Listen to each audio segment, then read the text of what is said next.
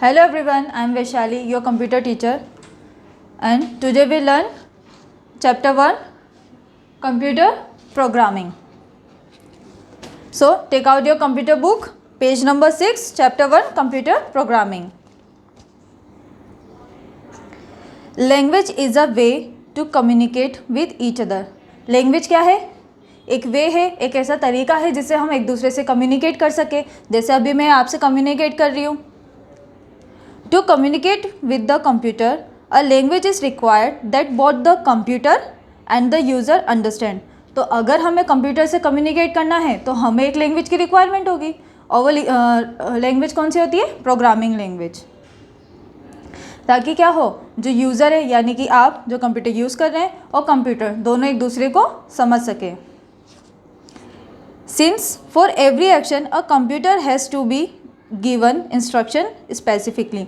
अगर हमें कंप्यूटर में कुछ भी वर्क करना है तो उससे पहले हमको क्या करना होगा? कंप्यूटर में एक स्पेसिफिक इंस्ट्रक्शंस देने होंगे. A program is a set of instructions when executed makes the computer work in a particular manner. अब प्रोग्राम क्या है? Program is a set of instruction. जो भी हम कंप्यूटर के अंदर इंस्ट्रक्शंस देते हैं तो अलग अलग इंस्ट्रक्शन जब वो मिक्स हो जाते हैं, उनका जो सेट बनता है उसको हम बोलते हैं वो प्रोग्राम बनता है. फिर व्हेन एग्जीक्यूटेड, जब ये प्रोग्राम एग्जीक्यूट होता है, makes the computer work in a particular manner. तो वो क्या कहता है? जो भी हमने इंस्ट्रक्शंस दिए कंप्यूटर को, वो उसी इंस्ट्रक्शंस पे जो प्रॉपर इंस्ट्रक्शंस हमने दिए हैं उन्हीं पर वो वर्क करेगा. एक स्पेसिफिक प्रोग्रामर को इंस्ट्रक्शंस देना ज़रूरी होता है. Programs are an integral part of a computer. Computer is useless without any program. अब कंप्यूटर क्या है? अगर कंप्यूटर के अंदर कोई प्रोग्राम नहीं होगा तो हमारा कंप्यूटर वर्क ही नहीं करेगा. इसलिए कंप्यूटर क्या है? यूजलेस है without a program. Now type of language. अब कंप्यूटर के अंदर प्रोग्रामिंग लैंग्वेज तो है, पर प्रोग्रामिंग लैंग्वेज कितने टाइप्स की होती है? तो प्रोग्रामिंग लैंग्वेज 3 टाइप्स की होती है. Low level language, high level language and fourth generation language. अब हम इन लैंग्वेज के बारे में पढ़ेंगे कि ये लैंग्वेज होती क्या है. Programming with regard to computers is defined as the process. और पहले हम ये समझ लेते हैं कि प्रोग्रामिंग के लिए हमको क्या क्या ज़रूरी होता है.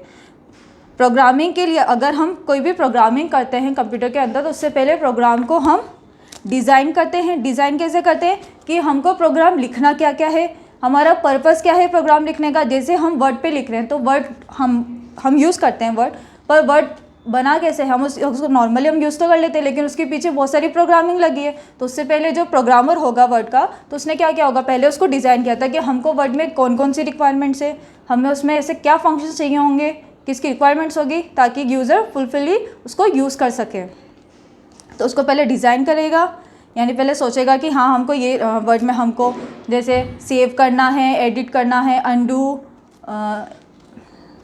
ठीक है. तो ये सब क्या फंक्शंस होते हैं इसके अंदर, कंप्यूटर के अंदर जो भी हम प्रोग्राम लिखते हैं उसको writing, testing, debugging and documenting program design हो गया. फिर उसको हम राइट करते हैं, लिखते हैं, कोडिंग करते हैं उसको टेस्ट करते हैं कि वो प्रॉपर्ली वर्क कर रहा है या नहीं. डीबगिंग, अगर कोई भी एरर है तो उसको एरर सही करते हैं. और डॉक्यूमेंटिंग, उसका डॉक्यूमेंट भी लिखा जाता है. जैसे हम डॉक्यूमेंटिंग, जैसे हम नोट्स बनाते हैं तो वैसे इसका डॉक्यूमेंट लिखा जाता है कि हमने इस प्रोग्रामिंग में क्या क्या कोडिंग करी है, हमने क्या क्या वर्क किया है, उसके अंदर क्या फंक्शंस यूज़ किए, ये सब हम डिफाइन करते हैं.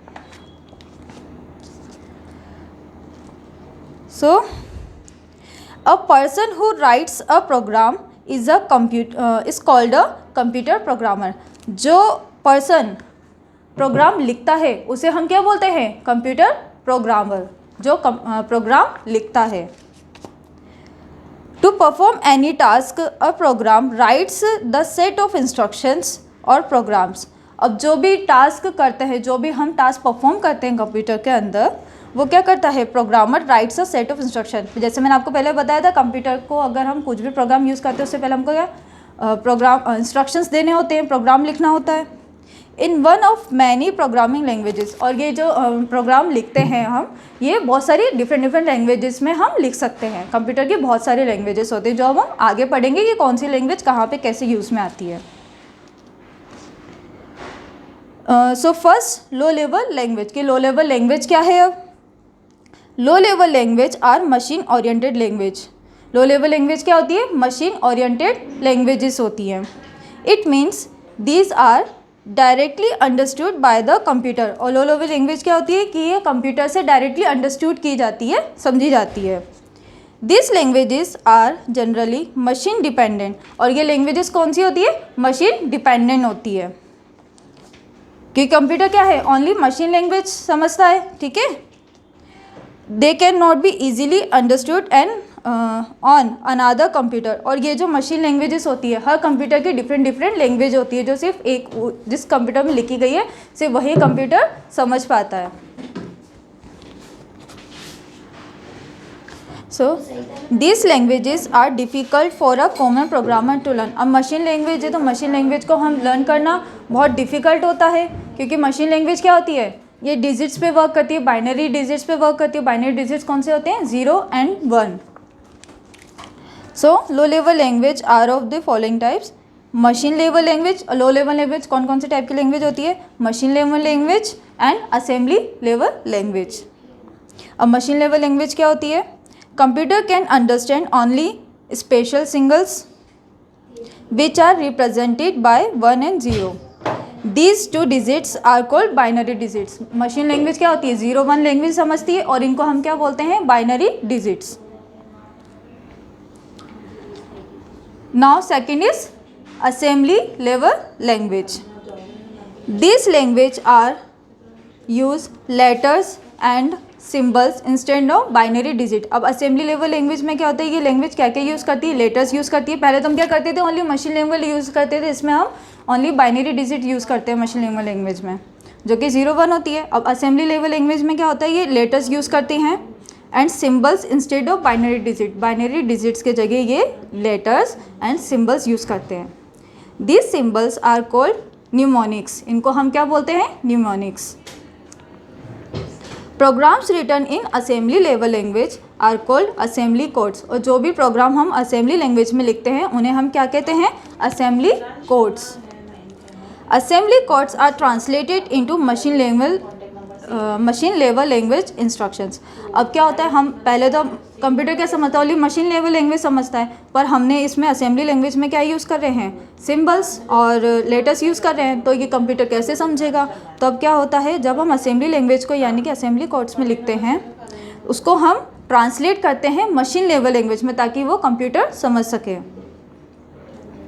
अ translator program was required to translate the assembly language to machine language.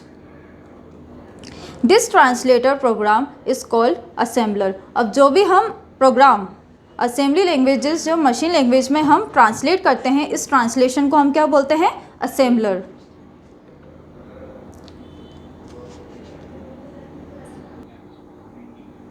Now assembly language is considered to be a second generation language. अब असेंबली लैंग्वेज कौन सी होती है? ये सेकेंड जनरेशन लैंग्वेज होती है। Assembly level language is easier to understand than machine level language. अब ये असेंबली लैंग्वेज क्या होती है? ये ईजी होती है देन मशीन लेवल लैंग्वेज।